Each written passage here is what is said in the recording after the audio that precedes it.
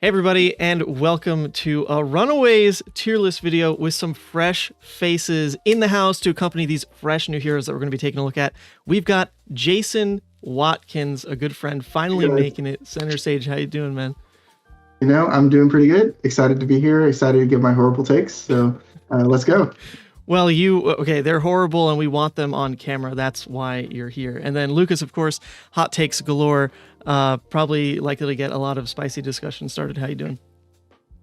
Yeah, I'm doing all right. Yeah, I'm ready to give you all my famous hot takes. But the hottest takes are reserved for Yuanji Li. Yuanji, how you doing, my friend? I'm doing good. Haven't been on one of these in a while.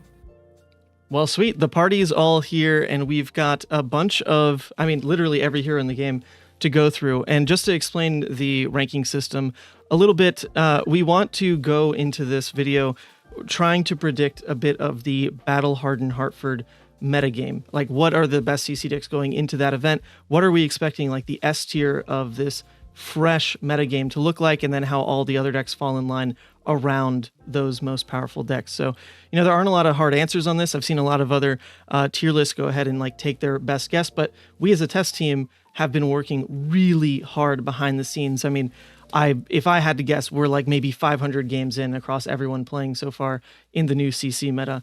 So hopefully we can speak with a little bit of validity on what these heroes are really doing. So we're going to start with one of the spicier heroes, even though he looks so vanilla at face level. But Bravo, Yuanji, how do you feel about this hero?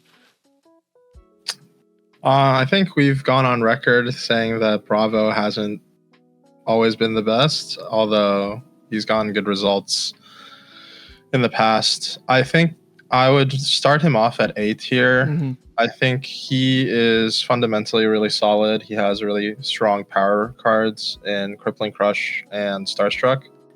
And I think one of the heroes that kind of gave him fits before in the last format would be Icelander, and Icelander's gone. And I don't think many of the new heroes are positioned to just stomp Bravo. That's a great point. And in fact, Lucas, I think behind the scenes, you've been the one saying that you are in particular hot on this hero. Has that held up? You still think he's at the top? Yeah, I think so.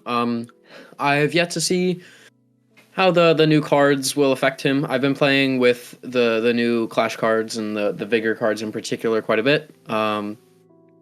But I think honestly, just good old standard Bravo is still really good.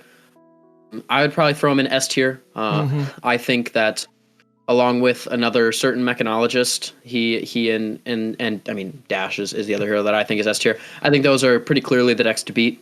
Bravo just being so efficient. I think the big new thing that people started doing, the big invention that everybody knew about playing Tunic, more recently has kind of come into focus, and people have realized that's probably the best way to do it. I think that's just added so much. Being able to Command and Conquer Pummel off of 3 cards, or Crippling Crush off of 3 cards after playing an efficient turn the turn before is just so huge, right? You don't have to do any of this, tech plating garbage, or, make these inefficient plays just to have these efficient plays.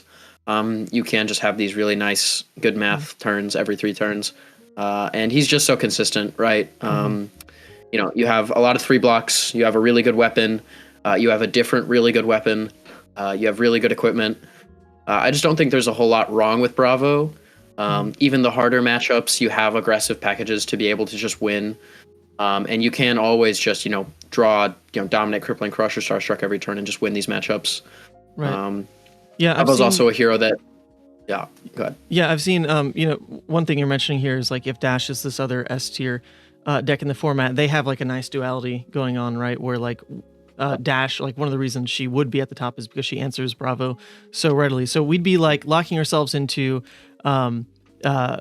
just a metagame that I don't know if we can assume so quickly those are the top decks, but Bravo at least has proven itself to be a deck to beat in this last format with Michael Fang pulling out that win at the 10K that the Realm hosted right at the end of the last season. So it's not like he's really fallen off. I agree.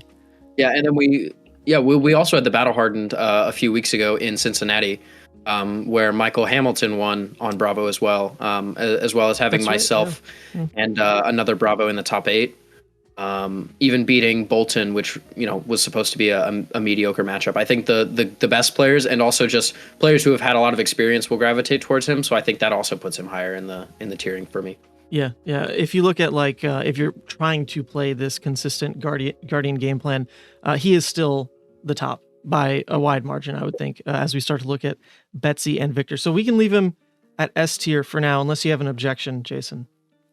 I personally wouldn't put him in S tier too soon. I feel like there's another hero that kind of has a very similar game plan of what Bravo wants to do as far as like disruption, as far as big attacks, and I probably would put her actually above Bravo at the moment, just because I feel like they're competing for very similar spaces.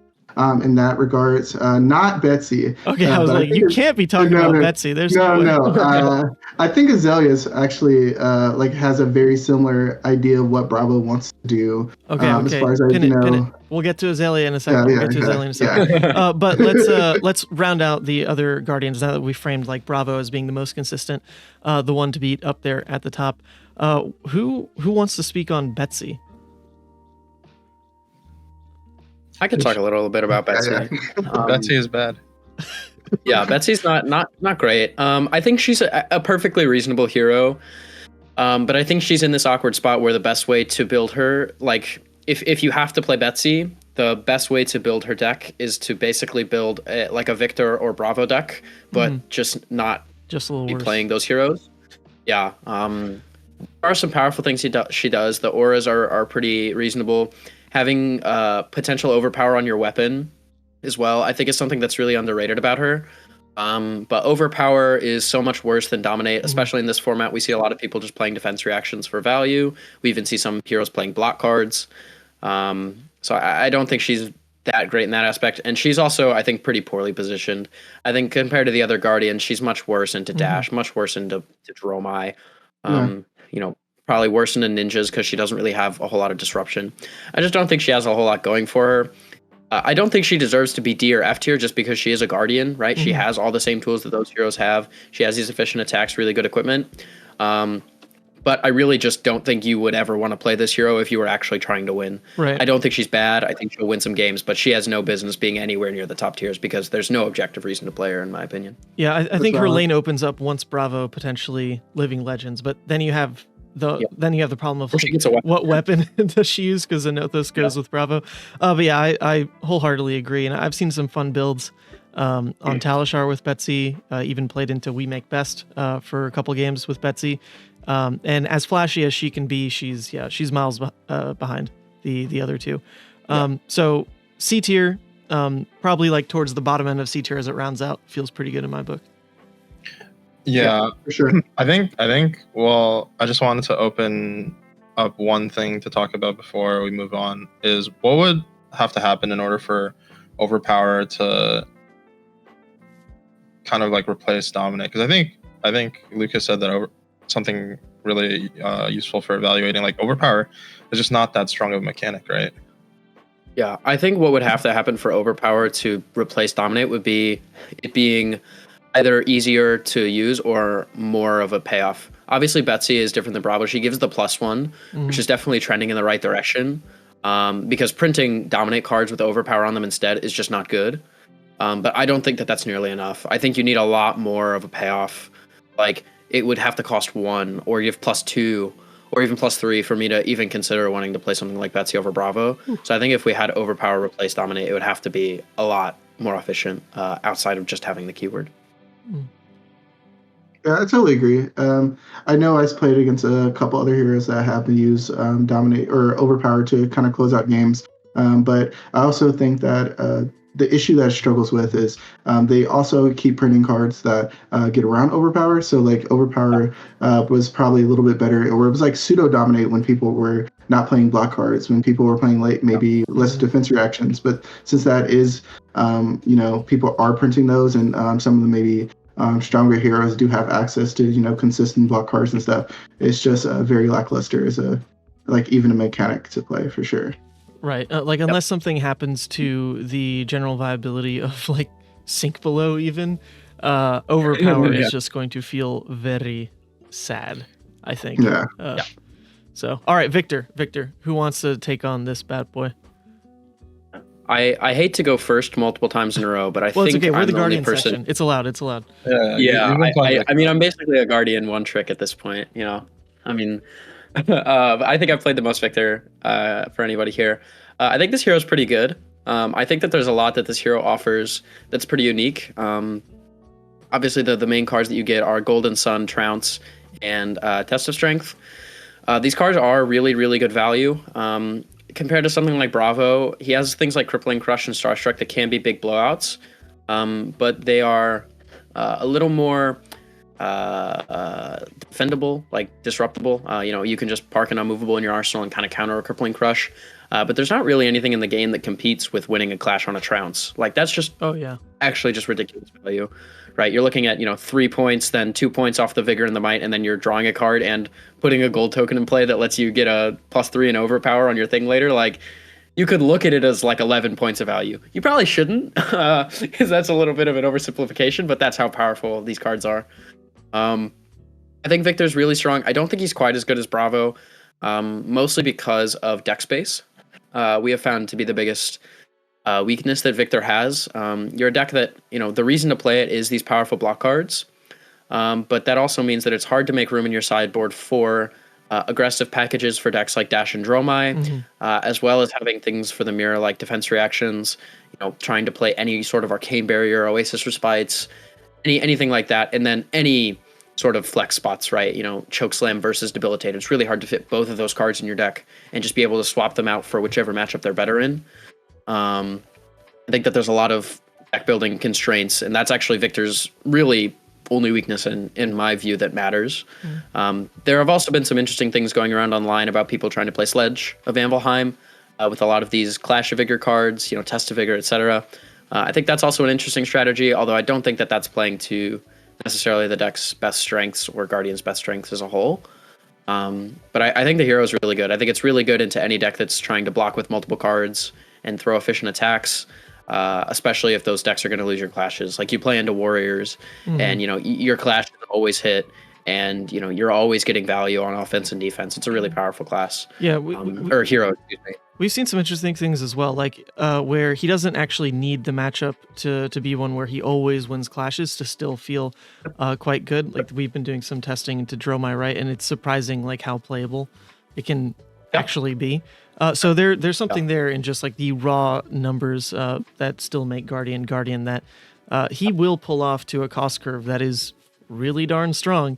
I do think like most of my testing is skewed like playing Levia into Victor, but I'm still absolutely surprised at the like rate of damage if he chooses to play that way that he can keep up with. That is like darn near, we're not going to call it Levia level, but every once in a while it is very surprising. I just got hit by a 2-card 8 and a 2-card 8 and a 2-card 8 and a 3-card 10 and a 1-card 10 and just little spicy. So do we think A then is, as it fleshes out, I would say maybe middle of the pack A? Yeah, I feel like A is fine. Okay, cool. Yeah, I think he's just like a great numbers hero, right? Like, that's his strength over Bravo. Like, he has better numbers than Bravo. Right. He's actually the first Guardian that we've seen that has a hero power that generates value, which is just like an interesting thing that we've never seen from Guardian, right? Historically, Guardians, like, Oldhim, both of his hero powers were kind of 1-for-1s in a way, right? Betsy and Bravo are both, sinking resources for, fake points of value, but like Victor actually gives you like literal, actual, factual value when you draw cards with him. So, yeah, I think they're gonna have to be very careful on gold generation here on out, which is like a little scary for Betsy because then like Betsy needs it as well around her good time chapeau mechanic. So when they revisit it, I'd love to see what happens there, since both Guardians are so tied to it. But here we go. We've got Warrior in the next section, and there are now 4 Warriors. It's like our most populated section here. But Dorinthea, tried and true from day one. I know we don't have like Charles Dunn on the pod right now, but he was really hyped in the beginning of wanting to give this hero a go. Who's been actually playing this one to speak on a little bit? I know I've been playing. Yuanji has definitely been playing some Dorinthea, but Yeah. I know I have been a longtime favorite of Dorinthea, and I love the new tools that she's gotten. She's gotten so much more consistent. I wasn't exactly on the same page as Yuanji before he played her into me a couple times, but I was like, this hero is absolutely great. She got lead with speed, she got blade flurry. I feel like warrior used to be a class where everything was just at rate, but now they're getting cards that I feel like are just in general just above rate, and it's really made Dorinthea flourish by all means. So what's your gut feel then on where she lands, kind of between, Oh, let's call it like kind of her Dawn Blade, or if you're going some other route? I think if you're playing Dawnblade, she for sure is A tier. Like I feel like Wow. her bad matchups got way better. I think she can maybe go toe to toe with Guardians. I personally think that she's very very strong at the moment.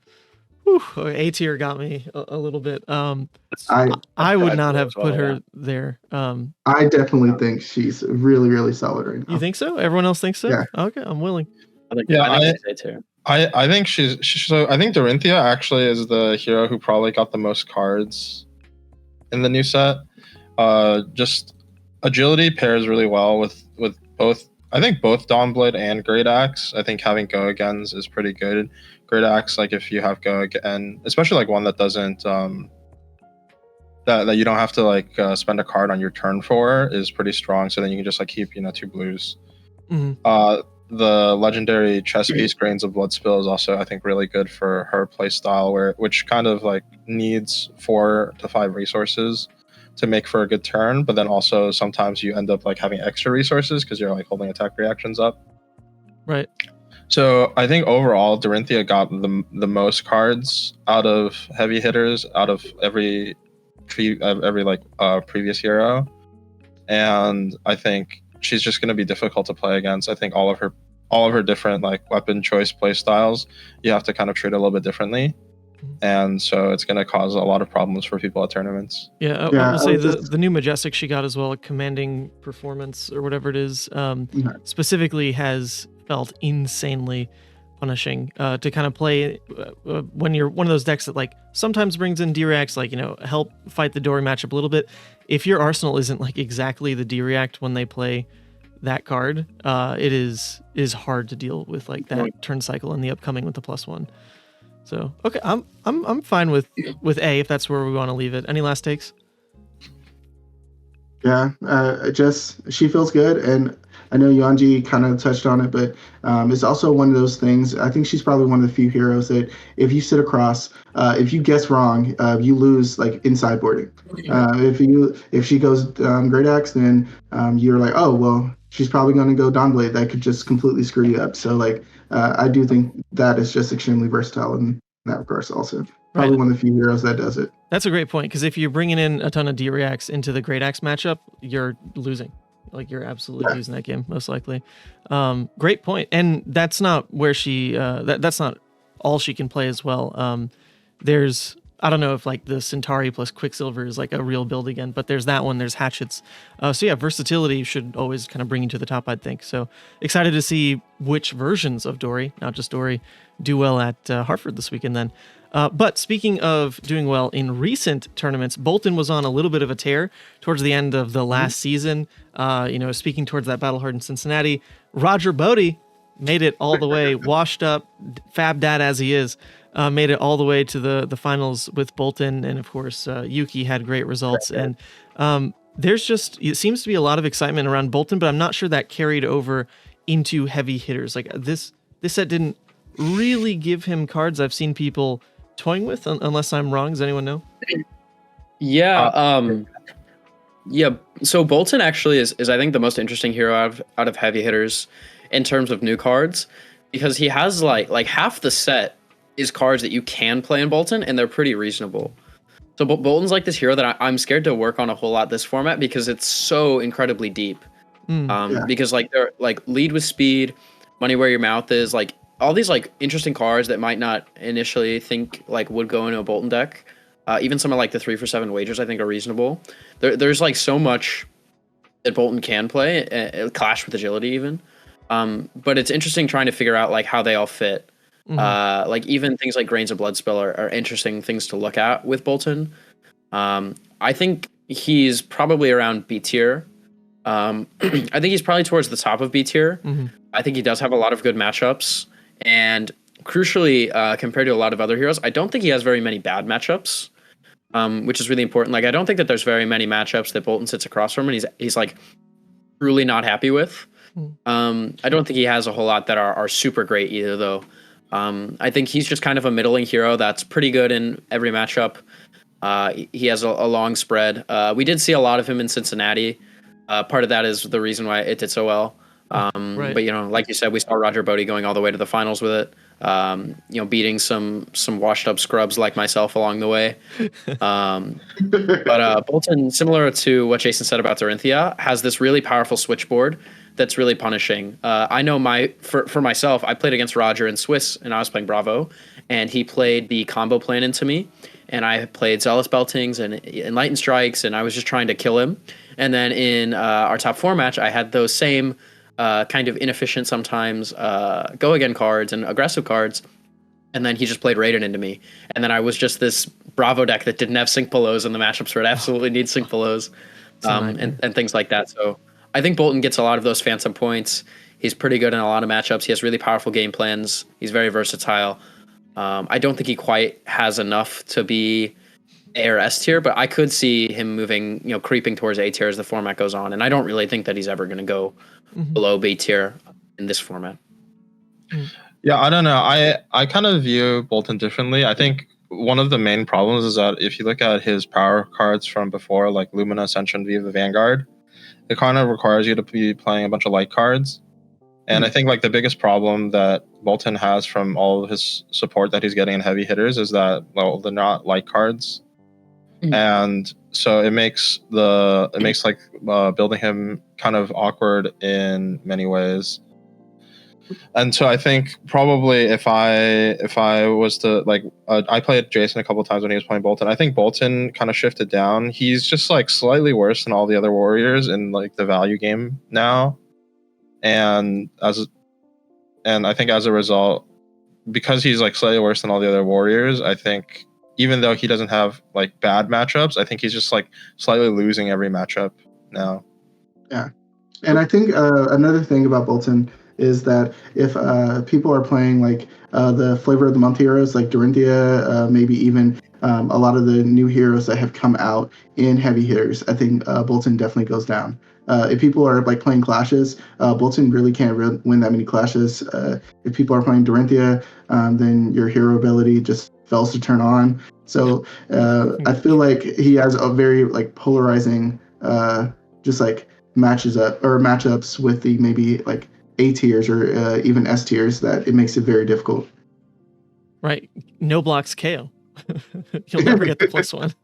Yeah. Sure. But speaking of pure value warrior, I actually just recently watched the Push the Point deck today, where the I think his name was Jacob Clements, the guest talking about the Kassai deck, really just boiled it down to like, 3 value is the floor. If a card is making it into this deck, its floor is 3, which doesn't sound all that impressive until you consider that the ceiling actually goes way higher in Kassai these days, especially with the new ability on this Kassai with a card draw to free up the fact that you don't need to like save courage for this combo turn with savers. Like there's all these numbers that the new Kassai deck generates beyond just 3 being a floor, 4 being good. There's these phantom points as well. But that said, I haven't seen too much excitement internally on Kassai. There seems to be a lot in the YouTube sphere, and from playing against it online, maybe I'm a little biased because I do feel like Levia is playing very well into Kassai, but if her numbers are just getting pretty tight to the point where the deck is just overvalue, Valiant Dynamo being a card, yada yada, she must be similar to Dorinthea in placement, unless that's wildly off. I think she's below Dorinthea by far. By far. I think not. Sorry, by far. I wouldn't put her any higher than B tier, personally. Yeah. Wow. I think if you're playing the warrior, you should definitely play Dorinthea, in my opinion. Yeah, I've just been like incredibly unimpressed every time I play against this hero. like I think she's a hero. I think she's a hero that's really hard to play against, and like understanding her play style and how you're supposed to play into her is really important. And I'm still just like beating all these people, and sometimes people are playing a new deck, they might make some misplays, but like I feel like her hero it should be really strong, but I'm just not seeing it. She has really good power cards. Blood on her hands is really good. Raise an army if you can make it work, even for 1 or 2 Centauri Sellswords is really good. But I don't think the deck is doing as much as it feels like it should be doing. I think it has a lot of weaknesses. It has a lot of kind of holes in her game plan and her resource curve that I don't think that she can be A or S tier quite yet. I think she's one of the few heroes that I think, like, if somebody figures her out and has a really good list, she could jump up for me. I could see her being S tier by the time that the Pro Tour rolls around, but right now, I just haven't seen it. I have yet to be impressed with this hero. Interesting. You might have to pair up into some of these push the point guys then. Just saying, their deck lists are already looking insanely tight. When you just look at the ceiling of, nourishing emptiness as like your third attack in some of these chain links, the Valiant Dynamo, like in any kind of like value-based trade, I thought we were going to be a lot more impressed with her. But I'll take it. I'm not losing to her. Same deal as kind of what y'all are saying. I feel like she's more impressive than maybe what's actually being put out there, at least in our testing. I think her problem is that her 2 power cards use different resources. Like one uses copper and the other uses gold, and there's no way to like interchange copper and gold. Especially like since the copper generating cards, like the only real good one is Spoils of War. I think if Kassai has another really good copper generator, or a way to turn golds into coppers, I think that she improves a lot. But I think the main issue is that her power cards don't work together to form like a cohesive game plan. Okay, well then is can't choose when to... Is she like right above Boltyn or below? I think she's below Boltyn. Below Boltyn. Yeah. Okay. Wow. Yeah, for sure. I would put her above Boltyn. I think I'd put her slightly above Boltyn because I think that unlike Boltyn, I think she has like a little more justification for playing her. I think she's different enough than the other warriors that I could see playing Kassai in an event. Whereas Boltyn, I think he's still a reasonable choice, but I think I'd rather play something like Dorinthea if I was trying to punish people for wanting to block. Okay. Yeah, honestly, I think the way that I would probably take Kassai right now is even though blood on her hands is really strong, I would probably cut blood on her hands and just like go all in on gold and try to make a board state where you can make like even making like 2 sellswords can kind of snowball out of control. Yeah, if you play against like a guardian, like I played against a Kassai online. I was playing Bravo, and like I played against somebody who just made one sellsword with raise an army, and I was just like, I kind of felt like I was silly, like I was just having to go with it immediately because otherwise it's just going to get out of control. If you can make like 2 or 3, like that's pretty gross if your opponent doesn't have access to go again. It's valid. All right, well surely even with Kassai slightly above Boltyn won't be at the bottom of the Warriors for long, because now we're looking at poor old Olympia, which I've enjoyed a lot of the cope around this hero. I feel like we were told a story in 2 parts where Brian Gottlieb told us gold is the payoff, but then in the James White interview, he said Olympia was added late in development. We actually just haven't gotten to his payoff yet. So what is it? Is there payoff, or is gold the payoff? Or it's still a bit of a Schrodinger situation here. But what I think is known is there's just not much of a reason to want to be playing this hero over the other warriors in terms of uniqueness. You are forced into wager mechanics.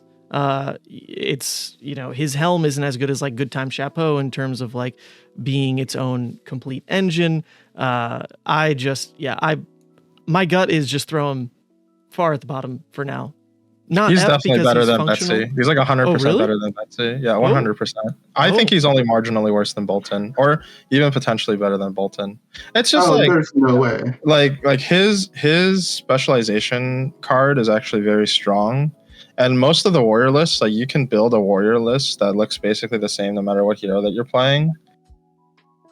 I think that Olympia is really decent on math, but kind of falls like a bit short. So he's gonna be like pretty decent into like unoptimized decks, whereas Betsy just like I think has almost nothing going for her.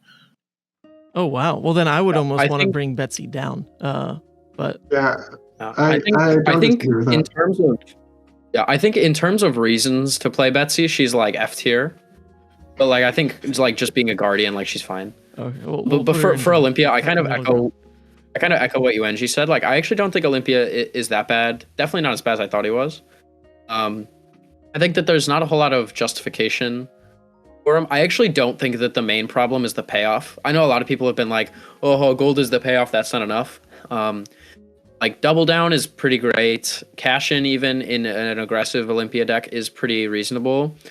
And like just popping gold tokens is not as bad as it seems. I think the biggest problem that I have with Olympia is that the wager cards themselves suck. Like pretty much all of the wager cards are on rate if and only if you win the wager.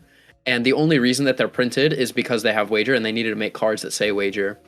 I think that that's the biggest thing that he's actually missing is above rate wager cards that give you a reason to wager. You look at a card like Hold'em. It's a 1 for 3 with go again, basically. That if you win the wager becomes a 1 for 4 with go again. Olympia's hero power gives you a little bit of extra value, but 1 for 4 with go again is the rate that we see on cards. So having this kind of like awkward situation where you're fighting to be like on rate is really, really not great.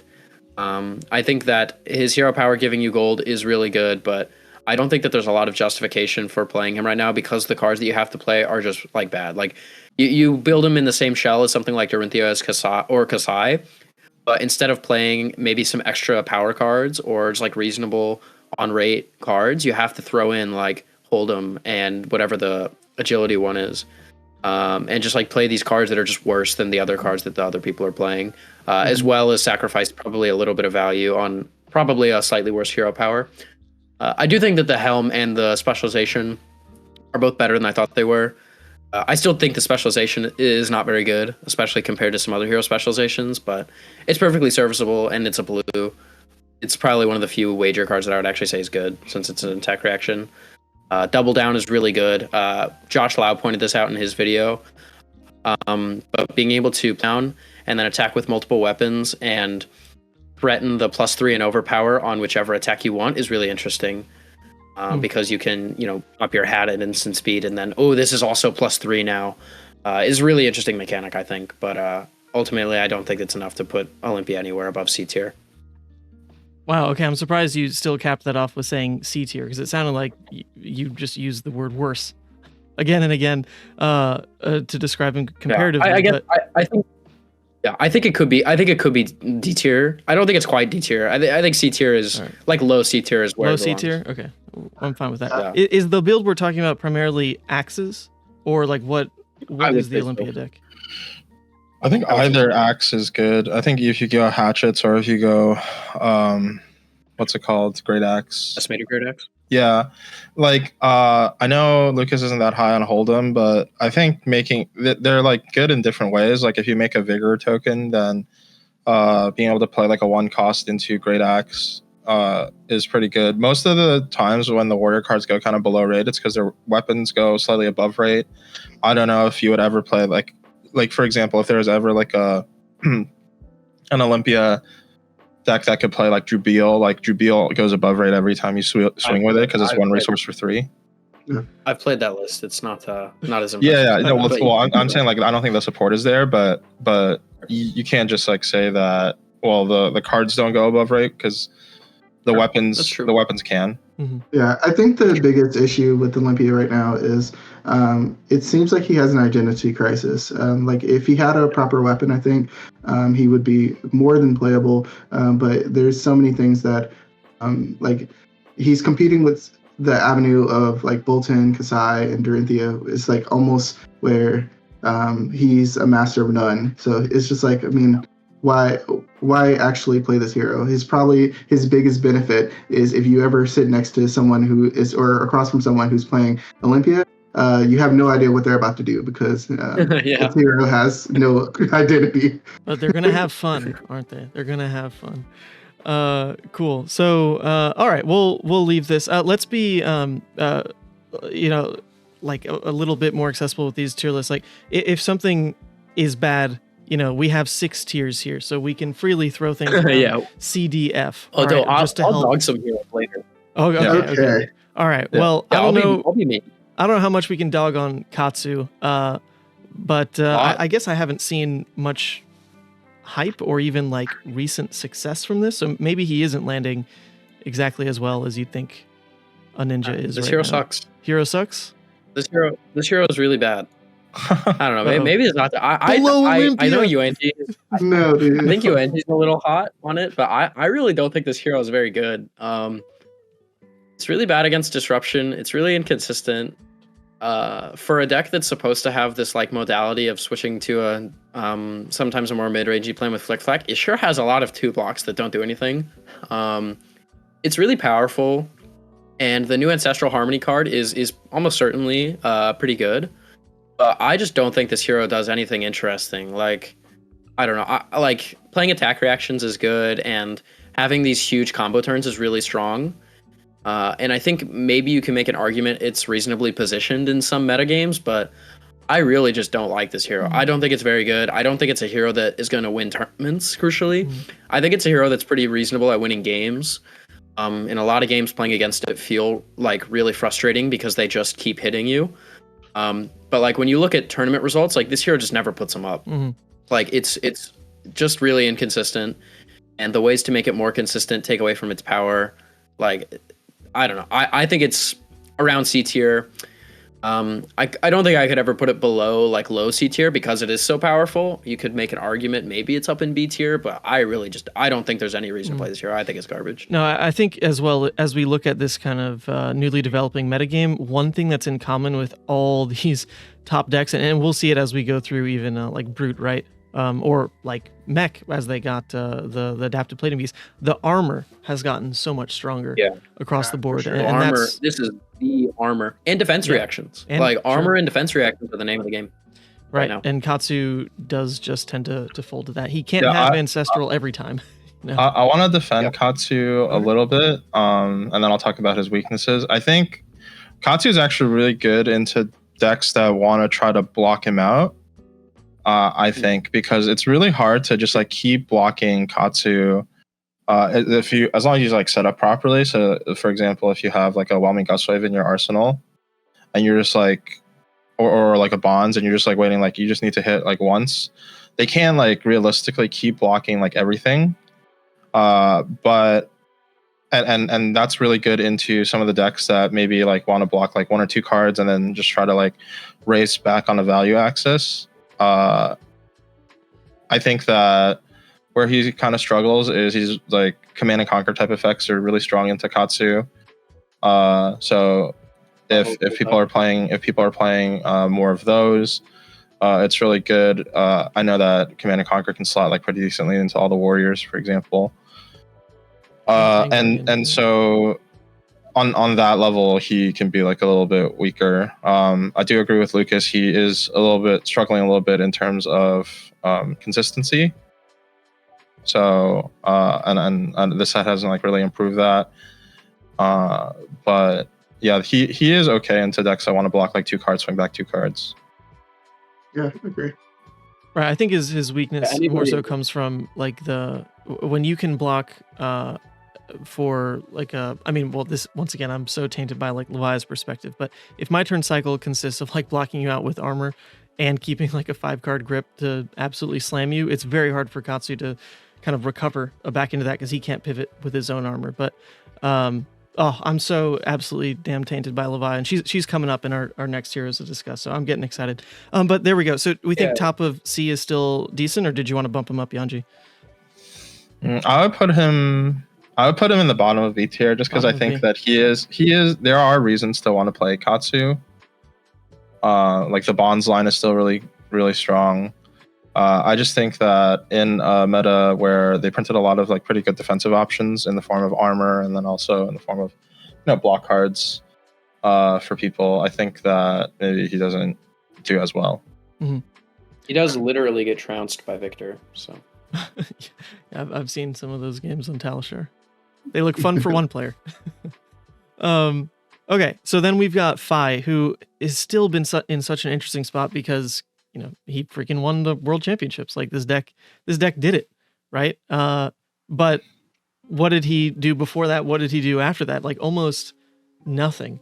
So where does he land now? It's a very. So I did get some cards in the set though. So I was going to say that I think if I wouldn't place Phi any lower than B tier. And I think at that point, if you're placing Phi in B tier, I don't know if Katsu deserves to be in the same tier as Phi because I feel like he's objectively the better ninja. But I believe that Phi is really strong, but he's just susceptible to disruption. I do, especially if a character is trying to race him down. It's like one of the two things. Either you open up your hand and you're like, I'm going to kill you, or you open your hand and you're like, I can't block and my opponent's going to race me down. So it's he's not very dynamic, but he is very, very strong. Mm-hmm. And then he got tenacity, right? Is that the new card you were mentioning, Yuanji? Yeah, he got tenacity, and then also what is that card that you can like put a card from? Yeah, standing order. Both of those cards are pretty good for him. They play a little bit more into his like mid-range plan, but standing order plays more into his mid-range plan. I don't know if you would necessarily really want to be mid-ranging a lot of decks right now, but if let's say everybody plays Guardian, looping Phoenix Flames and then storing your extra Phoenix Flame in Arsenal, putting it on the bottom to get +2 is like really, really powerful. Yeah, actually, that's huge. I didn't think about that. Yeah, I think Phi is actually in a much better position than Katsu because I think so. What Jason said about being susceptible to disruption, I think is true into the aggressive matchups. But when you play into Guardians and Warriors in particular, I think he's much better than Katsu and much better than almost any other sort of aggressive deck because he does have this actually pretty reasonable mid-range package in the board. He's a really consistent hero. Into the slower decks, into the aggressive matchups, yeah, you're just hoping to draw your Art of Wars, and a lot of the times it is just like kind of who draws better.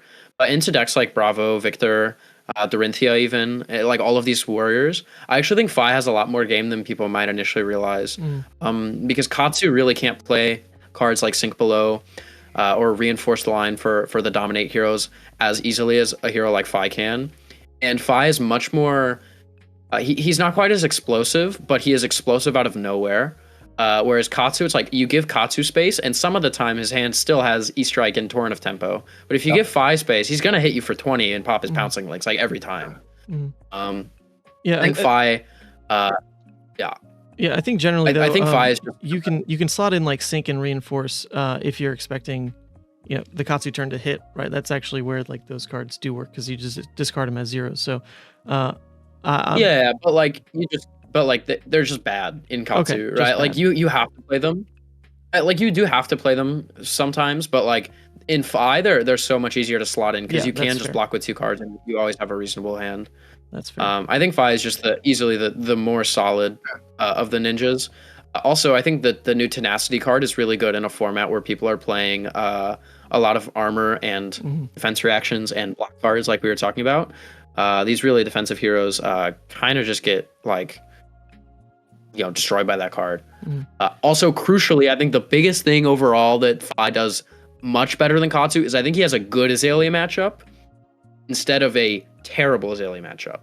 I think Katsu is a really bad matchup into Azalea. Frailty tokens are so good because he has to play Mask Momentum, he has to play Kadachis. But I actually think Phi is favored into Azalea by not a small portion.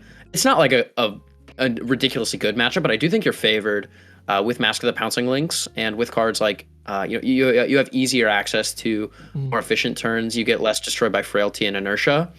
And so I actually think that matchup is potentially going to be really popular. And so Phi having that advantage over Katsu is really big. Sure. So yeah, I think Phi is perfect where he is right now. Maybe I'd put him a little higher, but I don't think that he's super great hero. He's always going to be a little inconsistent in the aggressive matchups, and you are defensive into things like Bravo, and you're just kind of hoping for them not to kill you. But I do think the hero's solid. Yeah. Trending towards top of B actually could feel pretty Yeah, good. for sure. Is he I think he's also legitimately good in the behind Bravo. Kassai?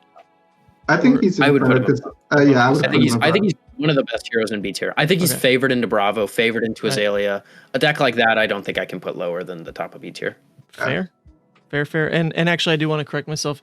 Fi did make top 8 at Battle Hardened Cincy recently, Yeah. so Yeah, it there's did. at least a follow up. Yeah, I played that guy. Yeah, it was a pretty defensive list. It was yeah. Cool. I think that game actually. Yeah, we'll go ahead. All right. Well, now we're moving on to heroes that really do need to prove themselves still on the battlefield, and that's our brute friends.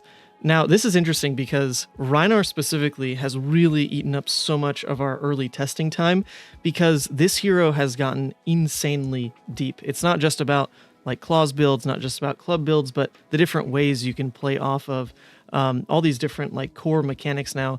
Where are you an agility creator spamming like runner, lead with speed type? Are you trying to actually play into bone breaker stuff? It's become a really interesting class, and I think the real standout is Show No Mercy is incredible. Also, Send Packing is quite good too. But he legitimately got some really good M's, and you can't ignore that when that happens to a hero. So I think from what I've been playing in Rhinar, like I'm barely paying attention to most of my games, just trying to grind out sample sizes, and I'm barely dropping games, especially when you look at kind of the heroes at the top, right? This is something Rhinar wants to play into. So I'm like, I don't know if I'm crazy, but I'm gonna put him like probably bottom of A for now. What do you think, Yuanji? I kind of. Jason. Oh, sorry. I was gonna say I kind of disagree, but I'll let Yuanji go off. I think I would put Rhinar somewhere in A tier. It's just like he it's kind of weird. He's kind of like if you play Smash Brothers, he's like Mario. He's like not really that great at anything. He does have some power cards in Blood Rush Bellow. He has some disruptive cards in Send Packing and CNC, and it's kind of weird. Like you like put all this together, and you're like, well, how does Rhinar really win games? And I think it's mostly off of the back of being able to do extra damage on the last turn with Intimidate and also Reckless Swing. Mm-hmm. So he's kind of like, Icelander Kano in that sense, where even though the other players may be winning the trades by a little bit the whole game, you can just end the game. Like they have less effective life than you would think. Mm-hmm. And as well. Yeah. Couple turns. And then like the oh, sorry, what did you? Like turn 0. I was just saying, like also the first couple turns, even like throughout the game, like he's always a little down on the trades. Yeah. But he'll get like Snipe a D react. Yeah. Or turn 0, you do 4 damage or whatever it is. Yeah, especially if people are playing like block cards. Then if you just like rando intimidate a block card out, it's like you're gaining +3 off of that, which wasn't necessarily the case before. I think he's just really solid, and I think for that reason it's worth taking a look at playing him. Yeah, and also I to note his armor in particular as well got a bump. Like as we move into the brutes, Apex Bonebreaker is another card worth mentioning that makes, when we look at the heroes that are susceptible to a little bit of disruption, that little bit of disruption that you now add to a brute deck, normally just in the form of CNC, now also in the form of Send Packing, is that much harder to deal with because you've got a way to just make it 7 on demand. Yeah. So now disruption is like a real angle that brutes can play for a couple times during the game. So I like that Mario analogy quite a bit. What were you going to say, Lucas? Off of Bonebreaker, I think it's really hard to put any brute below like A to top of B tier because they just have the best armor in the game. Like it's not even remotely close. Like have a 3-block legs that can just win them the game out of nowhere. They have Apex Bonebreaker, which is the best gauntlet in the game. Like it's a 3-block that gives you 2 points of value at minimum and can give you break points, which are even more value. And they have the best hat in the game in Scowling Flashback. Like they just have a ridiculous amount of starting like value just already. Mm-hmm.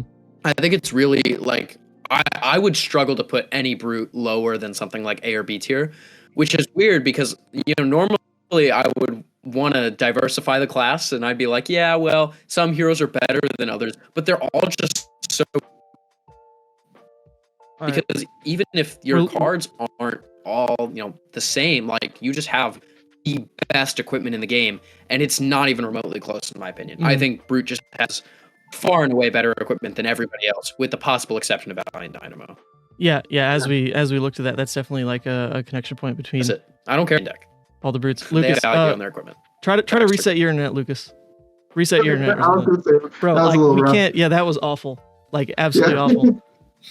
While he's doing that, so Yeah. I immediately opened up with saying that I think it's kind of crazy to put him in A tier, personally, because if you look at the other two brutes, the brute class in general just does very similar things. But I think that if we're putting Rhinar in A tier, what does that say about the other two brutes? What? I think the main differentiating factor between Rhinar and the other two brutes is that Rhinar doesn't have necessarily like the deck building constraints that the other two brutes have, where Kayo, you're like incentivized to be playing a lot of attacks in your deck. And then Levia also needs, a bunch of things to turn off Blood Debt. Mm-hmm. And I think those two constraints kind of like force you into a lot of uncomfortable situations during the game that Rhinar just doesn't encounter. Rhinar can play like defense a little bit better than both of the other two brutes. Absolutely. And that's like his main merit. Yeah, Rhinar, it's really interesting because like of the brutes we look at, right? Rhinar is the brute now, who is unique in being able to build maybe a little bit more greedy on his red count, just having an off turn, like that's fine. Whereas the other two heroes just don't get to play that way. Kayo has a massive amount of non-blocks in the list. Levia needs to play into Blood Debt, so he is unique in terms of like playing out turn cycles, for sure. And I've just always really enjoyed playing Rhinar. And in terms of like RTN picks, even if he doesn't put up results this weekend, I really do believe in this deck. And it might just be one of those situations where like the right person has to play it. He's normally not ever that represented, but then you've got someone, who almost made it into top 8 of Worlds coming up, who like is a Rhinar stand. Like the heroes who have like the stands like that really can come through if the metagame's right. And I think this is it, like pretty much the closest we've got. So I'm gonna push back, Jason. He is A. Dang it, he is A. Okay. Mark my words. He's going to be the worst brute at the moment. He's definitely B tier. Just mark my words. It could be that all of the brutes are just like kind of hovering around. Like I think all the brutes are just very powerful. Mm-hmm. Yeah, mm-hmm. I just think he's the least powerful brute is what I was saying. No, like, that not is that fair. he's absolutely amazing, but I think KO, especially like Levia, like both of those are just I just think a little bit better than Rhinar. So I wouldn't put him in A, but well, I would just say I think I'll vote it. in terms of like projected power level, I think you are perhaps like objectively correct. Like he's going to have the lower ceiling of the other brutes. But in terms of like consistency of like conversion rate and doing well at events, he should have an edge. All right, Lucas is back, and we're talking about Levia, which I've been a huge proponent of for my entire Fab career, of course, but also in joining the Runaways specifically, I'd always had this dream of like what happens when you actually like force some of the best players to play Levia. Can they do well? And I think Runaways specifically as a team proved that for the members who did, take their commitments to Levia like pretty seriously. Pat, for one, like Jesse as well. Lucas, you tried. There were some really consistent. What do you mean? Bro, I mean, Pat was making top 8s left and right. Where were you? Scrubbing out on Prism. I don't know. That's all I'm saying. I was bubbling out with Levia at all these tournaments. I played 3 battle hardens with Levia. I've gone X2 at all of them, and I lost in the wrong rounds. But she's a good hero. Right. She's a really good hero. Right. Well, speaking, that's how we met. so this kind of like Levia curse, right, was something that I also had said from the beginning of taking her into any event is like you had to be able to stomach an X2 record, because when the card pool was more limited, when her power was like obviously lower, you were always looking at some random ass loss from just something to do with the blood debt mechanic, whiffing graveyard, clumping reds, like not drawing away to turn off blood debt. Something ridiculous was probably going to happen, just make you lose a game out of nowhere. That then got better though with the demi hero coming out, because now you can like play around specifically. Oh, this hand sucks because it's like all slithering shadowpedes, but you know what they do? Still throw 6 and let me flip. Like, you can plan around smaller things like that. And then now you see her get even more tools. in heavy hitters like freaking Apex Bonebreaker. So Lucas, you want to touch on that real quick? Yeah, so I think one thing that we see with all the brutes, with Rhinar, Kayo, and Levia, is they actually, at least in my opinion, they have the best equipments in the game by far. Scowling Fleshbag is probably one of, if not the best equipment piece in the game right now. Apex Bonebreaker is one of the best equipments in the game as well. Being base, like 3 to 5 value, plus giving breakpoints to things like Command & Conquer and Send Packing in Rhinar specifically, but also KO. And then also having the potential to have scab skin leathers, or depending on the multiple different 1-block boots that then give you an action point. They all just have these ridiculous equipment suites that they start the game with. And then off Levia as well, with the new things, she, like, kind of like you were saying, she had these problems where she would just lose random games. And as we see, like, every set that she gets support, she gets like a little bit more like insurance. Like in this set, she has this insurance against like running out of blood or running out of graveyard and kind of, you know, having to wait a few turns to fill your graveyard. You get so many different ways to fill your graveyard now. You have the wind up, agile wind up, which is a great card in multiple colors potentially. You have things like the Alehorn. You have all of these different ways to fill up your graveyard and not have that be a problem. You also have more agility tokens now, which let you be a lot more like interesting and dynamic in certain matchups. I think Levia is a great hero. And like she's kind of breaking past that like X2 curse where you're just hoping that they come in the last couple rounds, which has been the thing. If you look at like every single Runaways tournament in the past like 3 months where they've played Levia, it's been X2. Everyone was X2. Every literally single time. Exactly. One exception. Exactly. One exception that was Betsy going 0-2 drop, but he lost to a teammate, so it doesn't count. But also, to be fair, if you look at Levia records globally, there was only one Levia player ever who has made... I actually think this is true because I study Levia shit, you know? There was one Levia player ever who made a top 8 at X1. Talking like, you know, these larger top 8s. It was, I believe, the PTI event of a battle-hardened Kuala Lumpur. I think it was the PTI event attached to that, if I'm not mistaken. But like that was legitimately like the first time Levia had broken into a top 8 at X1. I could be wrong. There's maybe like one other one last year that I'm not remembering, but we see this happening hopefully even more consistently now, where you aren't taking the random loss in that smaller sample of games. Perhaps now it's like 1 in 15, which if that's the math you're looking at, well, hey, a tournament run can be over like before you face those kinds of odds. Man, she just feels incredibly oppressive with her armor. And like you said, managing graveyard fill is really what came out of this set. And that's something that even the best Levia players sometimes just struggle into because you're just not drawing like the card quality that can support that. But now that patch is filled, you know? So yeah, I'm super hype on Levia, and I would put her, I mean, if I'm going to be like legit with you, I think in terms of power level, she's like actually S tier, but in terms of conversion and like what people are going to do with her, and how many dedicated players are just going to even take her to these events. Like, you know, I'll say right now, I'm not playing the Pro Tour. So, you know, mark one Levia player off the list, right? I think realistically, she's going to look like kind of trending towards the top of A. But then when we take a look back at these results, it might be that she appears to be an F tier, or she actually did pop off and we had the players who actually, you know, played her to her power level. But I would think, I would literally say from the heroes we have right now, top of A, and it's potentially higher. I think she's a little weaker because I do think she still has consistency problems. But I do think she absolutely belongs somewhere in A tier above Rhinar. I think above Victor and Dorinthea is probably fair. I think that there are some other heroes that we'll see later that I'd throw in A tier for. But I do think that she is one of the strongest heroes. And honestly, the only thing holding her back is consistency. Which is crazy because she's not that inconsistent of a hero. It's just that when your inconsistencies happen, they usually lose you the game. But I do think she's a great hero. Bonebreaker's insane. Agile Windup's really good. And she just has the best cards in the game. Yeah, and I think you actually get to move away from running scab skins now as well.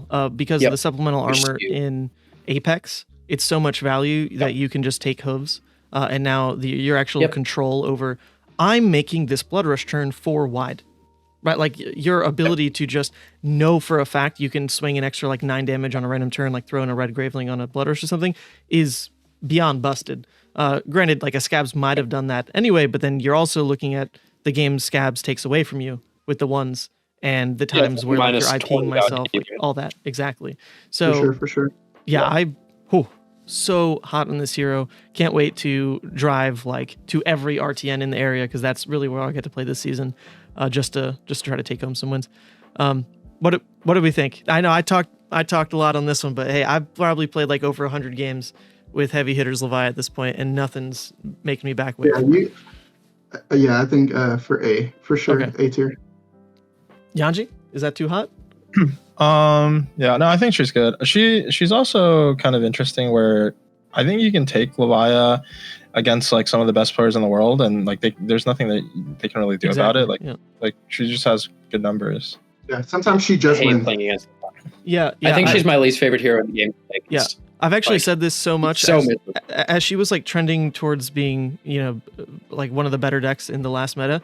I actually started to feel so bad for people who just like played against a Levia on her A game, because there's nothing they could do. In the last like Lexi meta, you could at least start to bring in like Hold the Line, and that had some crossover into Levia as well. And now you see Balance of Justice, but all those cards let you do is try to just block more, which Levia actually like completely rolls over that kind of strategy. So unless some kind of like generic graveyard manipulation comes through, then it is very hard to really do anything to a Levia that's just like not missing, right?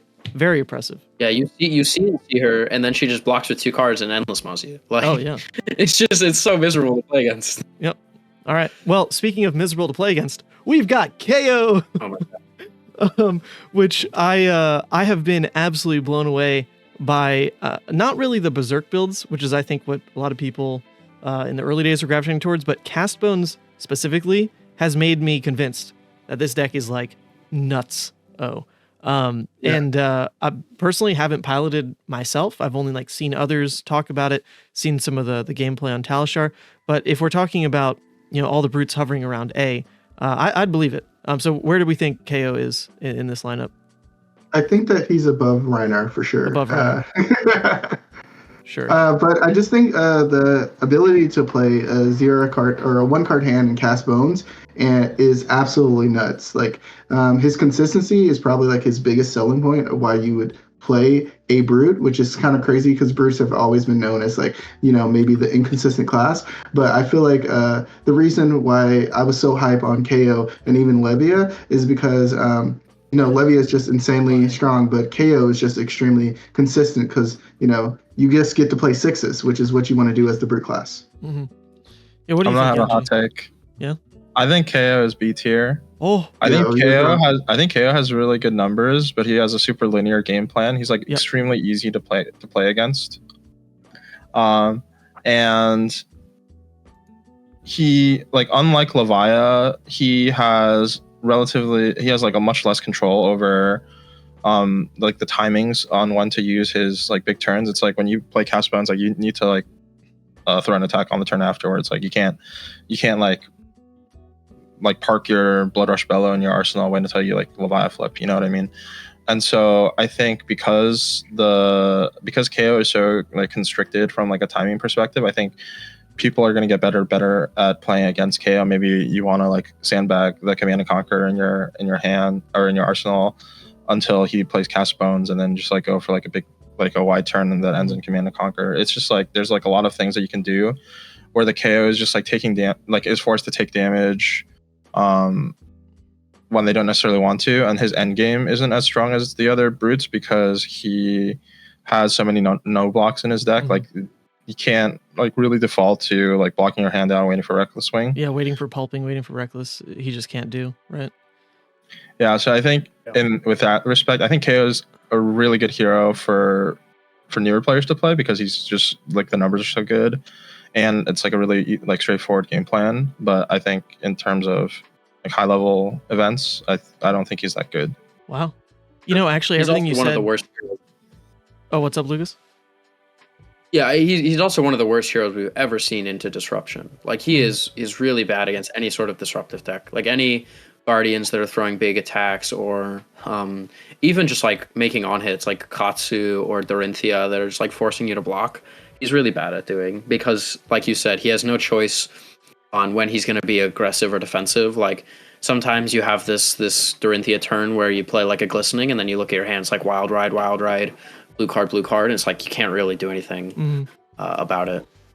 Okay. Well, I would like to mention something because since we're very early on into the idea, I do think that KO decklist will be more able to be refined. So like I feel like there's not a ton of reasons why you necessarily need to play cards that don't block and things of that nature. But I will admit that if he was going to stay in B tier, he's going to stay in B tier. Yeah, at least the current list is boring numbers. Yeah. No, that's a great point, because when I was first like brewing with this hero and we talked about it on the Push the Point podcast, one of the early takes I had was the most successful KO list will likely not be the one with like higher variance. It could be like a censor list, like a zealous list, the ravenous rabble. Like there are non-conditional ways because of 5s becoming 6s that you can like build the deck to block a little bit better. The ceiling probably tanks, but if you need to be able to answer disruption, because that's the format we're looking at with, look at these freaking guardians at the top, right? Then sure, it could just be a matter of refinement. But then if those lists aren't that good, then B tier is legitimately warranted. Block and cast bones might be crazy. Block and cast bones. Sure. Okay, you know what? You've tempered my initial take on this hero. I have not been super impressed from like Levia playing into KO. You're kind of like what Yuanji said. Yeah, but nothing impresses you, Ethan. You're playing the best deck in the game. No, I was impressed by Rhinar. Like I legitimately went from Levia to Rhinar. Like I really like Rhinar right now. So that one's got me. That one does have me, to be fair. Whatever. But KO is a different tier. So we were saying Rhinar is maybe the worst brute, but Jason, you even seem to jump on board with maybe it just is KO because of inconsistencies that are just more prevalent. So I'm okay. Is top of B still where he should lie, or if it's like raw numbers, is he just objectively looking worse than fine Kassai? I think he's got to be top of B because he does have the best numbers in the game. Okay. He is so good on offense. Okay. If you're playing against like diddly squat, like block 2 cards, swing wounded bull decks, like he is so gross. Like with no nuance, he's easily the best deck in the game. All right, against the diddly squat decks. Playing a complex game. Crazy. Yeah. Love it. Okay. So now we're done. Speaking of nuance. Look, So that was kind of like the bulk of what we wanted to talk about, right? Because we're going through all these in like class release order. So, obviously Ninjas got mixed up in there because they're Welcome to Wraith, but we're done with the heavy hitters content now. So let's be a little bit more brief on a lot of these heroes because they didn't really get much. It's just in terms of like metagame placement. Now that we see the bulk of the expected metagame with the new heroes on the list here, let's talk about Azalea. And Lucas, I think you said this is one of your A tier heroes, right? Yeah, I think this is top of A tier for me. Maybe not above Levia, but in that area.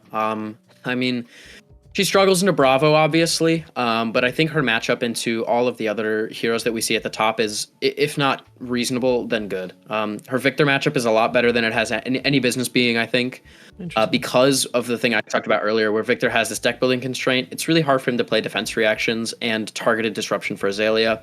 That matchup, at least in my short experience, mostly just boils down to whether or not he can blow you out with the block cards. If he draws them early, he's in good shape. Otherwise, he just dies. And then, she's just so good. Like, she's so good. She has, like, the most ridiculous cards. Like, Codex of Frailty is insane. Into aggressive decks, Knock the Death Whistle is insane. Red in the Ledger is insane. All of her pumps are, like, 3 to 4 to sometimes 5 points of value. Like, Bullseye Bracers and Snapdragon Scalers, Cross-Rep, like, baby. Even though her equipment doesn't really block, it's all just, like, so high value and, like, so aggressive and frustrating to play against sometimes. Like inertia tokens are really good. Some decks can't deal with frailty tokens. Like she just has all these different weapons, and as long as she can figure out ways to deal with these potentially like big fridges, then I think she's really good. I also think she has a lot more play into Bravo than she has in the past, especially if the Bravos are cutting defense reactions. I know we saw Brody play against Michael Feng 2 times at the PTI event in Cincinnati, he actually beat him both times on Azalea into Bravo, playing a lot of defense reactions in his deck, because Michael's deck had not very many defense reactions, and he was just killing him. So I think Azalea is one of the strongest decks. I think it's one of the decks that you gotta pay attention to. You gotta look out for. Aside from Bravo, I don't think she has a single matchup in the game that is really unfavored. I think she's great. I also think she's just pretty straightforward and can kind of attack any game plan with reasonable consistency. Right. Unfortunately, even with the Levia hype, I do have to concede that there are just those Azalea turns that make even Levia's numbers look like, as you said, Lucas, diddly squat. When you drop 5 pumps and an arrow, that's ridiculous. So, it's like here's like 20 damage and I get an arc ball. Next turn I'm doing it again. Do that. It's nuts. It's nuts. But then Brute still gets a little bit of an angle to attack that with like the Apex plus CNC send packing type plays. So I really haven't played like enough of the Brute side into Azalea right now because the open format on Talishar is like oriented more towards the new heroes. So I would like to see how that ends up playing out. I still feel like Rhinar might attack that matchup better than Levia, but top of A seems very solid, unless there's any dissenting opinions. Yuanji? No? I think maybe even S tier. Maybe even S? I'd be down with that. I was going to say it creeps towards there. Creeps towards, okay. I personally think that Azalea is one of those heroes. When you look at what defines an S tier, I think right now she should be in S tier because if you're going to an event and you do not have a game plan to Azalea, I feel like you're just going to an event wanting to just not win the event. I think she's super strong. Sometimes she just wins games. Like if you just see Red and Ledger, the first 5 hands in the game and consistently throw it for 12 dominate, you just win. There's not too many things that you can do to do much about that. But I just feel like she is really, really good, and she's also a huge problem. That could be brewing, but she's just absolutely insane. She defines, and I think she also shares space with Bravo. Wow, it's interesting. Look at the shared keyword, dominate. And now you maybe start to see why LSS is like, yes, overpower. Yeah. I think the only reason I would struggle to put Azalea in S tier is because if we're talking about how we expect these heroes to do, I don't think a whole lot of people will be playing Azalea. But I could be wrong. I don't know what I'm talking about. So this got a Ranger format, and you think people are going to put down their Ranger shoes? Come on now. I think one thing that Azalea does really well is she and Dash kind of form two ends of a spectrum of ways that you have to kind of deal with. So Azalea, you want to be prioritizing a lot of defensive cards, and Dash kind of forces you to prioritize a lot of offensive cards. And so I think the fact that these two heroes exist at the same time kind of pulls people in a lot of different directions. Mm-hmm. So, and then Bravo, you have to have both. Fair. Okay, so let's park her there and then revisit on the Dash question. Then we've got Riptide, which I was watching some other people's tier lists, and they're like, oh, it's so cool. We're getting more support, like Intoxicating Shot, Reel In. I don't know, man. I don't think let's make the hero much better. He's terrible. Yeah, you can just put him down. Just put him down. he's not even that good into Warriors now because they have 2 weapons. You have every card in your deck that makes frailty tokens, and then every other card in your deck is bad. He just gets fatigued by Kassai. He should get fatigued by Dorinthea. I think it's a terrible hero. Yeah, I think he can win. He can win odd games just because the opponent has never seen Riptide before, but he doesn't have innate power to win any other games. So yeah, I don't. Yeah, well, he doesn't do anything. He just sucks. I don't love it. He just throws forward. He actually and he looks at you. He actually feels like what playing Levia felt like in the really early days, where the hero was just so bad, but you got wins because Levia does powerful. Yeah. No, at least Husk and Blood Rush were there. But yeah, he can cheese wins, and there's a couple diehards, but playability, functionality, very low. Okay, but now Dash. This one's a lot hotter because we mentioned this even right from the get go. This potentially being another pillar of the meta. I hesitate to put 3 heroes in S tier, but that really could be a bit of like the early take we have to stand on because of the meta being a bit unknown. But I think Dash is definitely would be the third, right? I think it's kind of interesting where I think if you have these three heroes at the top of S, it's kind of like a triangle of archetypes that exist where you have like a value-based attacking and blocking deck in the form of Bravo. You have like a highly disruptive, like more offensively oriented deck in Azalea, and Dash is kind of like the more like defensively oriented deck. And just like outvalues you over time with pistol items. I think Boost Dash is probably not that great now. Mm-hmm. But any Dash deck that has a pistol game plan, I think is worth talking about. And all the other heroes that are in A tier and B tier and to some extent are kind of like different versions of these archetypes. Mm-hmm. Yeah. But Dash is kind of like her like own archetype. Yeah, and so you think this is like, more so like the slab Dash archetype is the one that's its own pillar here. Okay. Yeah. This is hybrid Dash tier. This is a 60 card boost package with poppers, D-reacts, and pistol items in the sideboard. Mm-hmm. Okay, interesting, because that kind of Dash actually didn't do that well in the past formats. Like we saw the old Team Magnolia players like full commit. I think Raj Parikh did pretty good. Raj. Raj got second at that event. It top 8 of Worlds. It top 8 of the Battle Hardened St. Louis. Obviously, I guess that was Lexi format. Wasn't the Dash in World Slab Dash, or were there two? It was Boost. It was Boost Dash. It was Boost. Easton was playing Slab Dash. Yeah, Easton was Slab Dash. Oh, Slab Dash is Tree Frog. Yeah. No, Matt W also top 8'd with. Oh yeah, with duh. Boost Yeah, Dash. Matt W was there. Okay, so there was 1-1. There was 1-1. Yeah. But Matt wasn't on the I think items. I think he was on like the full boost. Yeah, I think with, Tree Frog backup. Yeah, Tree Frog, Slab, Pistol Dash, whatever you want to call it, is also a reasonable choice, but I don't think that it is what I would put in S tier. But I think it's like part of all of their strengths is that you don't know what they're doing in the early rounds of a tournament, which is really powerful. We've talked about it with Boltyn, with Dorinthea, with all these different heroes that have these multiple game plans. And I think Dash is like the ultimate epitome of that, because if you're playing a deck and you're not prepared for pistol items, like you're just gonna get destroyed. But then if you're playing this like stupid deck that's like trying to beat pistol item Dash and they're playing boost, like you're also just gonna get destroyed. So.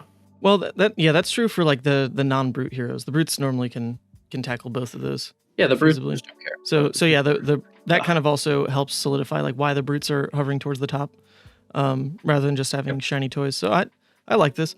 We're looking at now. Speaking of falling off, there's Dash. There's poor Dash IO, which still has one of the most high like damage ceilings possible in Flesh and Blood, but people have caught up on how to play against her. We're looking at better armor in the game again. So where does that really put her? I would put her in C tier. Oof. I just flat out. Go ahead. No, you're fine. I just flat out think if you're gonna play an aggro deck, there's other options that you should look towards. And also she's easily fatigable. Like I don't see anything that's too inspiring from her. Yeah, we talk about disruption at the top as well, right? And she draws items, and granted has like pretty decent armor, but that'll last like one turn of the game. So yeah, I can see that as being another reason she's pushed down. Where in C? It has to be better than Olympia. Dude, I would put her in D tier. Like I just don't think she's good at all. Like I don't think it can't be lower than Olympia, good. bro. She's what bad. are you doing? She's horrible. Yeah, I think so. I think she's horrible into Bravo. She's horrible into Azalea. And then I don't really think I haven't played a whole lot of Dash IO, I'll admit, since she did really well at the calling a while ago. But like I can't imagine she's that good into Warrior. Like I don't know. She's a little faster than most of the other aggressive decks, but those decks can still just outrace her sometimes.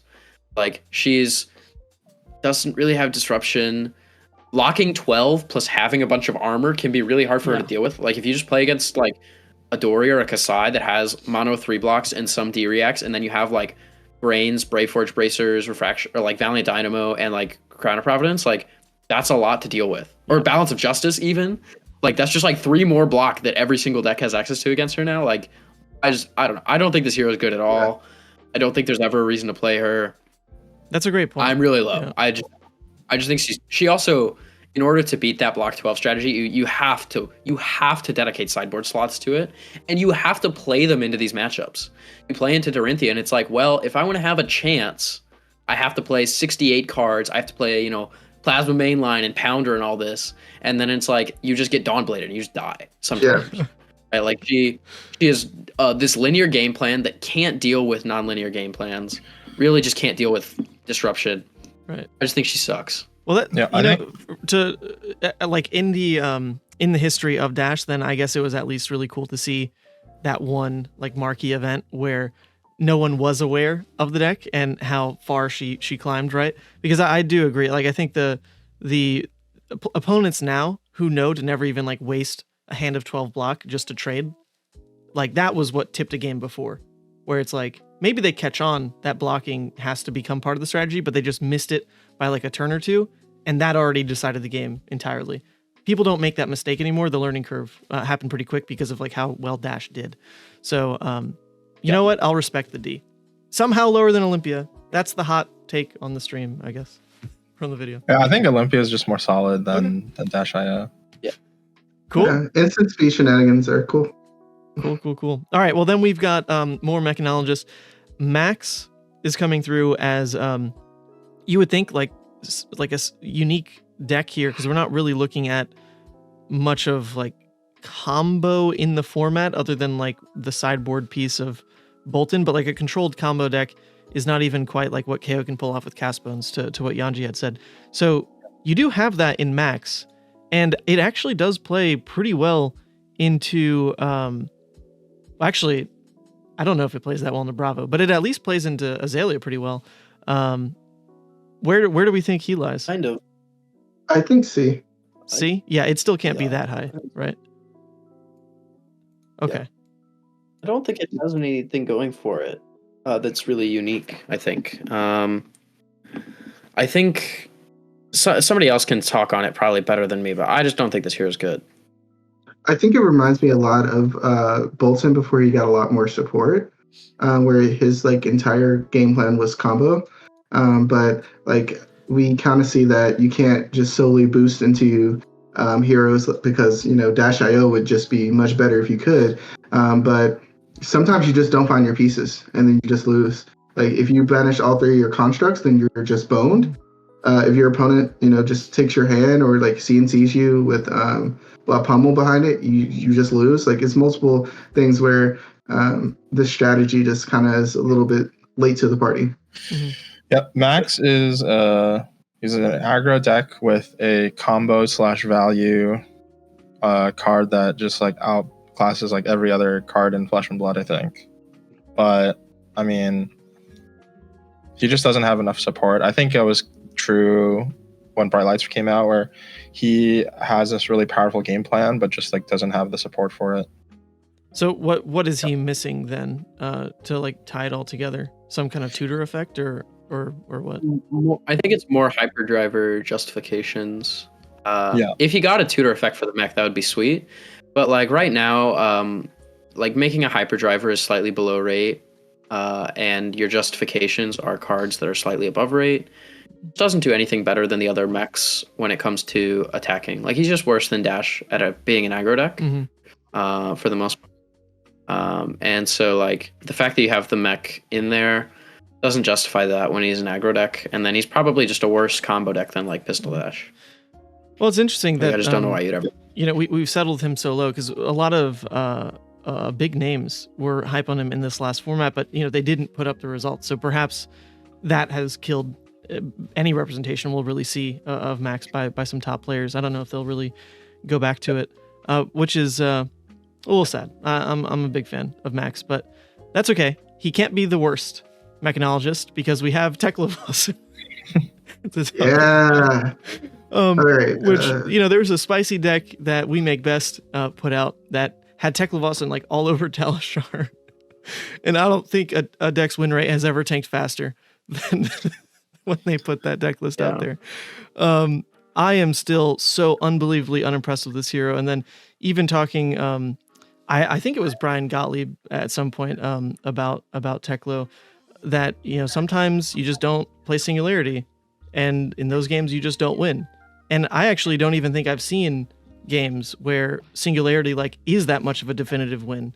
So holy moly, no, he's just so far. No, Really? that card is crazy. I've played a little bit of this hero. I've never lost or come close to losing a game where I resolved that card. If you have all Evo, if you have all the blue Evos down, you have all the blue Evos down, sure. Yes. But just like a resolution of Singularity is not. That's not the end all be all, right? Sure, the ceiling gets there with all the blue Evos. That's a lot of setup. That's a lot of awkward cost curves managed because they freaking cost 4. Yeah. But sure, that absolutely is going to win you the game. But he is F tier, right? That. Yeah, he's an F tier hero that could be S tier if they print 3 or 4 busted cards for him. Right. Yeah. He also is a B tier hero, or a C tier hero if you just play him as Tree Frog Slab Dash, but you just aren't Dash and you have bad cards. He's just this terrible fatigue deck that is you everything you can do in him, you could just do in Dash. Yeah. Literally all the same stuff, you just do it in Dash and it's fine because you're a mechanologist. Yeah, but it's better because if you banish the Evos randomly. Oh. Yeah, but you just don't start with Induction Chamber. You don't have Spark of Genius. It's so bad. Oh, sad. No, I wholeheartedly agree though with what you said, Yuanji. He's close. The oppressiveness of replayable armor and all that could be one of the reasons we're seeing Overpower actually come through. It's this long-term game plan of we need an answer to Teklo. That'd be crazy if it really was that. Yeah, I mean he's missing he doesn't have armor that he starts the game with.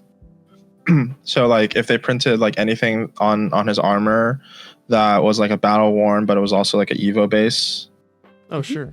So he could start with an Evo. There's just a bunch of ways where he kind of reminds me a bit of Viserai when Monarch first came out, where Viserai got Snot Arcanics and can do this super powerful thing, but the support just isn't all there. Mm-hmm. And then Everfest comes out and Viserai is crazy OP. Mm-hmm. And I think Teklo is obviously a little bit weaker than Viserai during Monarch, but I think relatively speaking, his power level is closer to the rest of the cast. Mm-hmm. Yeah, just let Teklo make vigor tokens, baby. Yeah, dude, Teklo vigor tokens, OP. No, but yeah, I think he's missing several key cards for his core play style. Yeah, I What do you mean? He just got an expansion slot card. Well, okay, so actually that expansion slot card is really interesting in potential ways that they do want to support Teklo, where evolving the armor affects the board in some way. Sure, this one is some mech on mech hate, which is just weird, but there could be other ways where it's evolve the chess piece, take all their tokens. Or evolve a headpiece, I don't know, something with card draw. There are ways where the evolution is some instant. There you go. Minus an intellect from them next turn. I could totally see that. Add more interaction points on like actually playing out the armor. And yeah, there's just a lot of ways that this hero could develop. So I'm more excited for his potential ceiling than, like a Riptide, right? When we look at what the bottom tier really looks like right now. So no hate on Teklo. It's just, it is what it is right now. But yeah. Speaking of Viserai, like you were saying, Yuanji, take us into... Put him at the bottom. Okay. We put Viserai at the bottom of the last tier list. I don't know. He just hasn't gotten any better. That new card he got worse. Oh, he got worse. Yeah, if anything, he gets worse. Okay. Yeah. Dex being able to play Valiant Dynamo, they just like Marvin Skies is even less of a card now. I think you could try to play OTK Viserai, but I think that's not really that good into brutes. I don't know. It's just like I don't really see him being playable at all. Yeah, I've seen some attempts at OTK Viserai on ladder, and there were some sideways benefits. Like he can run the shield, right? Like alongside Scepter. It's like one cool thing you can do. You run like the new Sonata Galaxia, obviously, which I just don't know why I read that card as not being reduced by Rune Chance. That's nuts. That card is actually quite good. But sure, we can. I mean, purple tier is F tier, so top of F. I'm fine. I don't want people to play this hero. I hate this fucking hero, so we can leave it there. Surely he has to be better than because I think the other heroes going at F tier. Surely he has to be better than. So top of F. Yeah, he's the top of F. Yeah, he's better than Vynnset. No, he's not better than Vynnset. Yeah, like so I would put him in D tier and then Vynnset. He's not better than F tier. Vynnset is better than Vynnset's Viserai. actually kind of cool. There's no way. I mean, Vynnset's still like D tier, but F tier. What? That hero sucks. It this doesn't do hero's it. an intellect 3. No. Dude, that hero fights for like 60% of the games. Like you just like start off at 60%. You're just hoping not to go down. I think Vynnset is depends like how much people respect arcane damage, because like if people don't bring arcane barrier, then Vynnset is quite good, I think. Yeah, but you can say the same thing. She has Karen Husk. Well, I was gonna say you can just say the same thing for Vynnset or for Viserai at that point. If no one brings AoE, Viserai is chilling. Viserai doesn't really have like that many things that are above right. Whereas Vynnset does have a lot of cards that are above right. Yeah, to be fair, like Vynnset is really mean. Vynnset can be really mean into aggro matchups. Like, so if that's randomly like, aggro does well at some event, and so you can predict like the next battle hardened metagame to like be more aggro oriented than like what we're seeing. Vynnset like actually can do well in that field. Yeah, but Viserai, I don't see why. The 60% of the time where her deck functions, she's pretty good in the aggro decks. Like she wins. She's like 60-40 after you get past her 60-40 to like. No, she's not that bad. All right. I just think it's more like 70%. Oh my god. Yeah, this is gross. I fundamentally you're just people pleasing at this point. You forget. Throw Kano and move on. Oh. Yeah, we got gold support, and you guys are putting Viserai in F tier. Come on now, this is gross. Anywhere your mouth is, mockery and sky is. Yeah, dude. All right, this is what I like. Look, let's take a vote. I'm happy with Vynnset at bottom of D. You can like realistically probably not win, but you can like try to spike a specific metagame with Vynnset, which is more unique than the man with the Viserai. So, Yuanji, I think we're in agreement there. Is this fine? Bottom of D. You know what? I give up. Yeah, okay. Then dang it. That's it. That's the final. Yeah. No more. Kano. Now we're ranking the tiers here in terms of just like overall power, not like in the last video where it was kind of the expected success with a deck. So with that metric, like not really part of it, but just in terms of like where Kano places in the meta to determine his power level on that degree, he's probably like lower, like low B, top C. I think that he's going to be good. Really? Yeah, I think he's pretty good. I think Kano is top of B or bottom of A. Top of B or low A, I think, is where he still has consistency problems, and just like the way he wins games is not as clean cut as a lot of heroes. Like you don't win the game by playing the game, which I think automatically, unless it's broken, puts you down a little bit. But like he's pretty good in the Bravo. He's pretty good into Levia. And then anybody that's disrespecting him, like he just like randomly gets points. Like you play against a Kayo and it's like they have 1 AB. You're just like, okay, great. I have a lot of more points now. Like you play a Fi, it's like they have no AB, like no Oasis respite. Like I get more points now. Any sort of like Warriors, same thing. Kano's inconsistency also really only comes up into decks that are positioned to play very aggressively. And I don't think that that's going to be true for the majority of the heroes that are pretty good right now. And so I think for that reason, like total like raw number power wise, I mean like Kano can kill you if you don't block on in turn 0. So I think on those merits, he is quite a good hero. Okay. Yeah. Sure. In terms of targeting the top, like you've got weaknesses in Dash, Azalea, like some versions of Rhinar, but I actually would also say Levia does not tank that matchup unless like you really disrespect it in the sideboard. You have the like effective spell void pieces like in the grass plots, and you can run more proactive graveyard fill on top of like what you already gained out of the set. to He actually does make get a this lot better matchup after this. like pretty scary. So I wouldn't call this one like a free win for Kano anymore. The Levia player still has to give the slots. They do. Because inherently it's still flawed, but you have the answers in your sideboard. So if he's top of B, then cool. You can respect it and then win that matchup as the Levia players. Good job. That'd be a first. But there we go. Top of B. Happy with that. We've then got the new Prism, which Lucas, you had high hopes for even before the new Luminaris, and now we have new Minaris, or whatever they're calling it, 2 Minaris, 3 Minaris. New Minaris. Where does that actually put her, you think? Okay. I think the new card is good. The new weapon is a good weapon, but like I don't think it fixes any of the issues. I don't think it makes the hero any better. I think it's still really good into aggressive decks. It's probably better into aggressive decks than it was but definitely better into aggressive decks than it was in the past.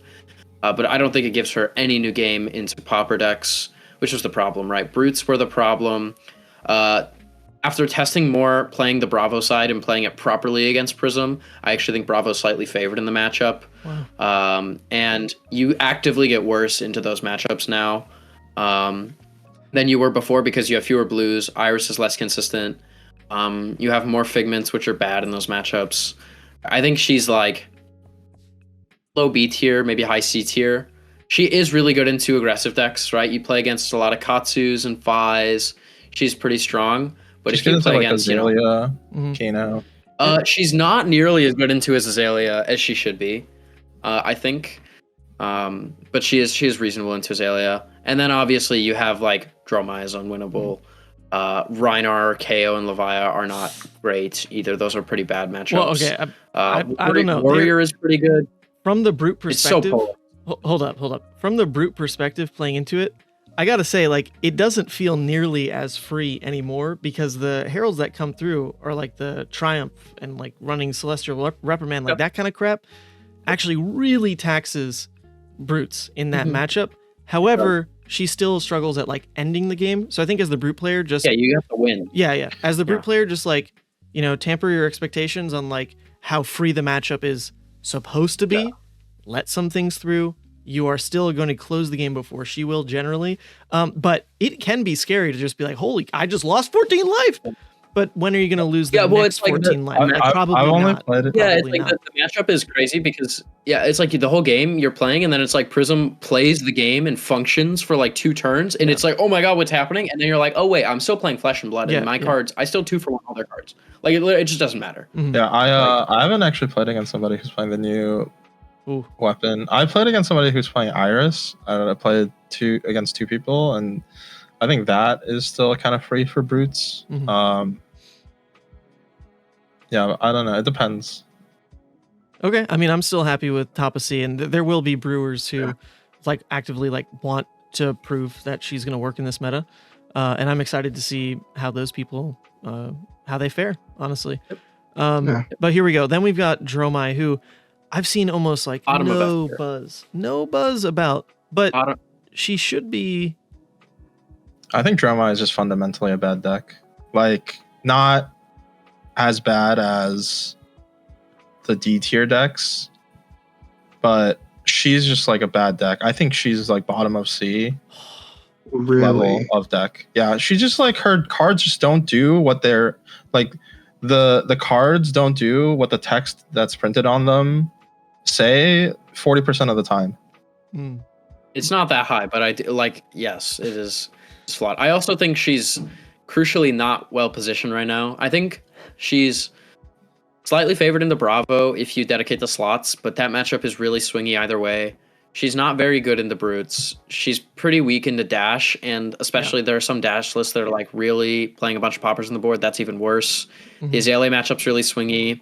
If warriors know what they're doing, I think they're supposed to be a little bit favored into you, although that matchup, everybody on both sides will tell you they're favored, so I just don't listen. I think Dorinthea is 100% favored into Dromai now. I saw you lose that one recently, Jason. What do you think? So I have a very love-hate relationship with Dorinthea. Not Dorinthea, sorry, Dromai. Yeah. I want to have so much faith in this hero, but I can't perform with her. And I just think a lot of people can't perform with her for the most part. She's very fun. She's very strong when she is strong.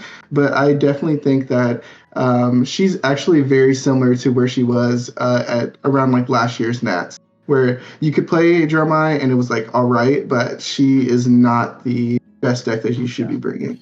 Dromai players are like rogue deck players who are convinced that their deck is secretly the best deck in the entire game, but there's like a reason why I think that it's not like top of meta, and I don't think that she can ever be top of meta. Like, can Dromai spike tournaments? Like, of course she can, but I think she's always going to be like rogue deck status just because of how Phantasm works.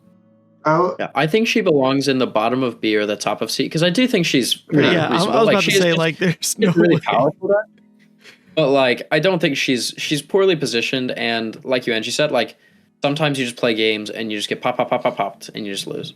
Yeah, specifically by the decks that don't play a million poppers. That's like the real problem, right? Is like Dash playing 9 to 12 poppers is just like devastating. Yeah, and to be fair, Dash actually got another yellow Mech 6 they can run, which I used to be a thing that at least Sam Sutherland was fond of, running the yellow Pulse Wave. You can now run the yellow Age Gold. I don't know if that like actually matters, but like boom, flexibility in the Dash plan if you're really trying to target Dromai hate. I was gonna say one last thing about Dromai, just because I feel like she was such a terror last format. I do think that Dromai right now just deserves like deck building. Like it will reward really good deck builders. I think Prism and Dromai right now. If you are really good at deck building and you do decide that you are going to play this hero no matter what, I will say that you shouldn't be surprised if these two heroes do well, as everyone disrespects them though. For sure. Sure. You can ride that disrespect. Yeah. That could be real. Speaking of disrespect, we've then got Arakni, which Cody, our lovely teammate, host of the Runaways podcast, Cody Williams, he was actually soloing Arakni for like an afternoon. So you know what? That means the hero's doing something. But that died pretty quickly. So where do we actually think he ends up? I think like in terms of functionality, right? If we're looking at like decks in the F tier being almost like non-functional, then Arakni has to be higher than that because he can execute on a game plan. It's just, is that game plan any good? I think they have pretty good like plans into a lot of matchups. They have access to Codex of Frailty. They have access to Eradicate, which is like really, really powerful cards. And into a lot of matchups, I think they are pretty reasonable. I don't think that they have the ability to be one of the best decks right now because while they have some power cards, they're lacking in the ability to have consistent power turns. And they really just don't do anything like super well. Like they don't disrupt as well as like Uzuri or Azalea or Bravo. Mm-hmm. They don't have efficient damage. They're not that aggressive. I don't know. They're kind of just like this shitty fatigue deck in a format where shitty fatigue decks are just not it. So I think Arakni does have efficient damage now. Yeah. I think the new card that came out, I forget what it's called. Coercive Tendencies. I think that one card, I put Arakni around like the Maxx Olympia level, sure. Wow. Where I think he has a cohesive deck now because that one card makes it so that like all of the Arakni attacks are decent rate. His like weapon, if you're attacking with the right weapon first, is worth about 2 damage. So if you go like your weapon into like a 1 for 5, or you can put like 0 for 4s. The main problem with Arakni is that his hand's bricked sometimes because you would draw like multiple attacks at the same time. You couldn't like get them all off, or you draw like a Codex, but then you have an attack and then you can't go again unless you use boots. I think proccing Contract with that card, getting silver, getting additional block value, and then also letting you kind of dump your hand when you previously couldn't is, I think, a huge win for Arakni. So now, before, I think Arakni has like a semi-unfunctional deck where you're just playing like a ton of tech cards into like Lexi, whereas now you have like your own like proactive thing that you're trying to do that everything kind of works together, but it's just potentially not good enough. Right, and if illusionists aren't top of the metagame, then you don't need to sack your sideboard into pretending that illusionist is a playable matchup. and just be part of the people that Jason's trying to prey on when Jason shows up with Dromai. Just be one of Oh, those. jeez. I can get behind Arakni being in C tier. I think they deserve Yeah. some points. Sweet. Because also one small thing is Scale Peeler against Valiant Dynamo is really, really good. Mhm. It was I like that pretty frustrating. What do we think about Yeah. Raven Call? Did that do anything for Arakni, or is that more of our next assassin? It's fine. I think it'll be It's fine. You play it. It's a good card. Silver's a lot easier to make now with the new card. So I don't know. It's fine, but I don't think it like changes anything a whole lot. It lets you be more mostly aggressive, good into Bravo or like other Guardians, so that like I think like the loadout that you would run now is Spider's Bite, Graven Call. So you just like you don't have to like kind of gank him on a defense reaction. It's not like super important, and then you just like flick the Graven Call when you can get silver, and then bring it back so that you can threaten more damage every turn. Right. Oh, sad Shriek Razors. We will never see play. But okay, speaking of another Flick Knives user, then we do have Uzuri. For sure. In B tier. Put her in D. D. No way. B tier for sure. No. It can't be. That can't be real. Someone else. I think Uzuri. I mean, like I played Uzuri a lot last format. I think Uzuri is kind of like a meta call. She's like a meta call hero. Like her main, like nothing that she does other than play Codex of Frailty is really above rate. Like the only thing that she was really good at is dominating hit triggers. But they just all of the heroes have. That we put at the top, they all have really good armor, and most of them can play like D reacts pretty well. Yeah, like I think Azalea is the only one that. Yeah, Azalea. But that's why like you would want to take Uzuri is like to try to feast on Azalea, right? Compared to all the other heroes we're seeing. Yeah, I mean, like if Azalea is making up 60% of the tournament, yeah. But that has never happened in the history of Flesh and Blood. Yeah, no, I agree. Agree.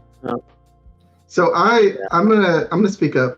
You're also targeting Bravo. I think if you're playing Uzuri, I think Uzuri is pretty good. Really? Like, that's actually I did not know that take. Good. Sorry. I think that if you look at like the S tier and even the A tier, like these are decks that want to block. Besides like maybe a couple of those up there. So if you're thinking like in the realm of decks that want to block, Uzuri preys on decks that want to block because she's tricky. Like she has shreds, she has dominating into other cards. Like there's no reason why if we're looking at that in S tier that she should be anything below B tier in my opinion. Yeah, I like your point. think like Shred she gets is a lot better looking at these top decks, which is like normally kind of that questionable. Yeah. Oh, do I Arsenal this card? Like that normally would come up in Uzuri games. I could be talked into. There is a lot of equipment now. Hmm. I think she's fine at the bottom of B tier. I think she's got like a reasonable, enough reasonable matchups, and even the not great matchups are fine. I just don't think she's impressive. Mm-hmm. Yeah. I think she's just exactly where she belongs. Mm-hmm. Yeah, I forgot you were an Azuri player for so long, Yuanji. Yeah, I mean, I played Uzuri a lot. I just like she's just not that. He played her week 1 to a 1-2 finish. And he took her to the 20K and did pretty decent. So most recently. Okay, you know what? I actually really like how this shaped out visually. We didn't even do some like last minute finagling to make the like columns look any better. So, still I think there's some spicy ones in here. Olympia riding it out in C is like pretty impressive. Josh Lau will be happy with that one. But I'm really, more than anything, looking at this suspected metagame, I would just be excited to play a lot of Flesh and Blood. I think what Jason pointed out before, like Azalea in particular, like you to have a good tournament run, like you do need to go in with more of a nuanced game plan, like for that deck in particular. But otherwise, you've got decks that haven't been doing anything like too different than like what's been around in Flesh and Blood from the dawn of time. So we just like get to play seasoned players should get pretty It's rewarded, great. you'd think, in this metagame, which is awesome. Yeah. Yep. All right. Very Flesh and Bloody. Yeah, closing thoughts. Who's going to be in Hartford? Everybody? Me, I will. Sweet. And who's going to win Hartford? Me. Okay, and then who's going to win the Battle Hardened? I'll give Lucas. Oh, actually, no. I'll win the Battle Hardened. That's all I can do. All I can do is Yeah, all I can do is win battle hardens. Yuanji just wins the 20 life. Sweet. Well, I actually don't know if this is public yet, but it should be, by God. You won't have to contend with the likes of Michael Fang and Brody Spurlock. They will be on the casting booth this weekend. So Really? Yeah. So there you go. Yeah, Much excite, much wow.